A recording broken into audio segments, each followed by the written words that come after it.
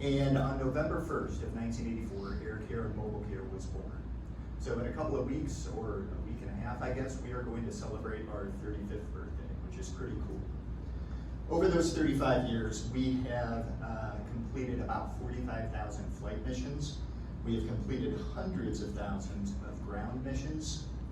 We have had a massive impact on thousands of families in greater Cincinnati, I think it's fair to say. And we have had an essentially pristine safety record that we're certainly very proud of over that time. Now, over those 35 years, our team has been privileged to have hundreds of doctors, nurses, paramedics, EMTs, dispatchers, administrative folks, pilots and mechanics that have worked for our team for some period of time. All those people have put on our uniform and they've taken outstanding care of patients in greater Cincinnati. And all those people should be very proud of what they have accomplished with our team. But that being said, I think all of us on the Air Care and Mobile Care team would agree that there's been one person who's been the clear-cut all-time Air Care and Mobile Care MVP. There's been one person who has been here since day one of 1984 and has not lost a step in 35 years. And is better today than they were 10 years ago. One person who has hogged about 5,000 flights to herself.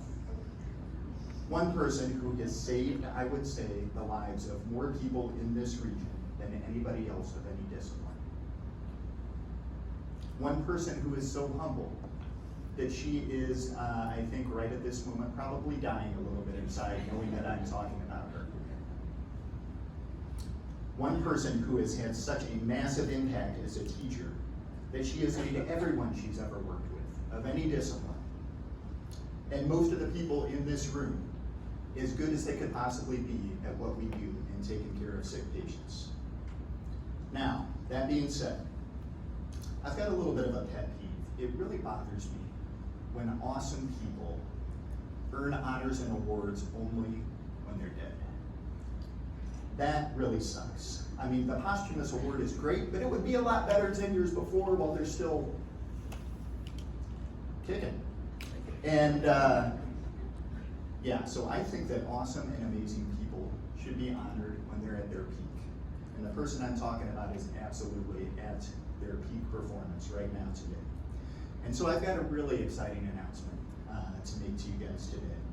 And this is going to be a surprise to my team, except for the leadership team. Because what I'm about to announce has been a decision that was made at the Air Care and Mobile Care leadership team level. The rest of the team does not know about it until this moment. So what I have to announce today is the creation of the Air Care and Mobile Care Diana Deimling Award.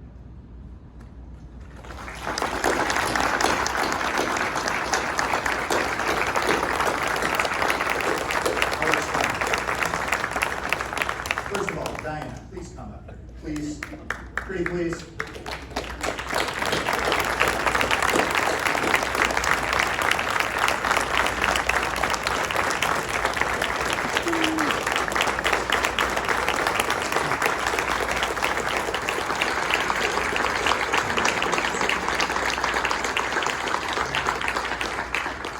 Okay, so here's what we've got in mind.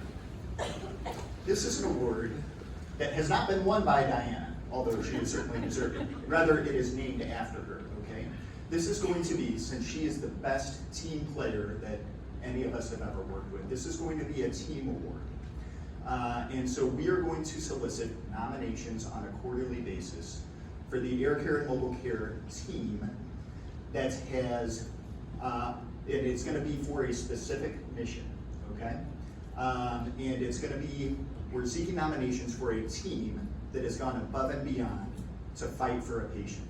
It may be they went above and beyond clinically. It may be that they went above and beyond in terms of operations, thinking outside of the box, logistics, some way that they have gone above and beyond to fight for a patient, to achieve the patient's best outcome. This can be an award that's won by any level of Air Care and Mobile Care. It can be Air Care, Mobile ICU, ALS, BLS, And we're going to be seeking nominations on a quarterly basis. The first awarded team will go out in the first quarter of calendar year of 2020.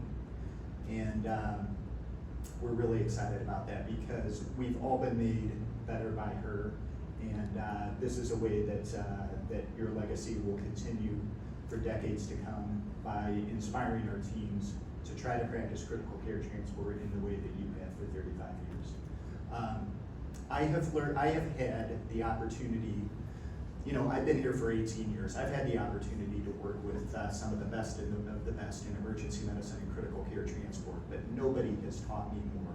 No doctor has taught me more than this woman right here. And it makes me very, very happy to give you this honor. And I just want to read just a couple of quotes from other members of the team so y'all don't think that this is just me, okay? One second. Those two are okay. No, stop. All right, so Susan Gabbard, one of our flight nurses, says, during my flight nurse orientation, I'm so grateful that Diana, a true professional, served as my preceptor. It has been such a pleasure to work beside such an amazing mentor, and I am forever grateful. Diana begins and ends every shift with a smile, and every day that I worked beside her, I felt confident and assured that I would be just fine. In more ways than I can name, she went above and beyond to welcome me to this amazing team and support me every step of the way. Bob Francis, our lead pilot, Smiling Bob, says, when Diana gets toned out at the end of her shift, not only does she not complain, she approaches the mission enthusiastically because she knows that she'll be helping that patient receive the necessary critical care to potentially save their life. When I talk with a new air care pilot, I tell them one of the first things they need to do is sit down with Diana to really learn about this program and our role in it. Jen Miller says, let me find it. Diana is a true leader in this industry. She has drive and motivation that never wavers. Diana constantly develops classes to make us better clinicians. She has a deep understanding of everything we do and is constantly finding ways that we can perform our skills more easily and safely to make them foolproof. She has every certification, CFRN, CCRN, and CEN, when we only require one. That shows her commitment to excellence and sets the bar high for all of us coming into the program behind her. She is completely amazing at everything she does. Dustin LeBlanc, who was one of our flight docs a few years ago, says, Diana has been formative in my development as a physician. Every shift she approaches that helicopter, checks her gear, and readies herself like she is about to take her first flight rather than her 5,000th.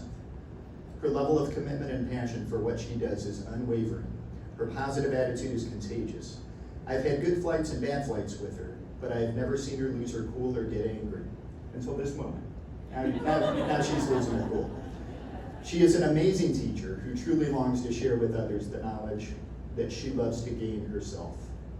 And finally, Mel Otten, who I think pretty much everybody in this room knows as one of the fathers of emergency medicine, certainly in Cincinnati.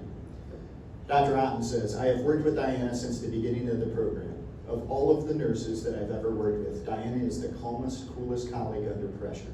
She is the best of the best. Please congratulate her on many years of exemplary care of patients and education for our residents and faculty.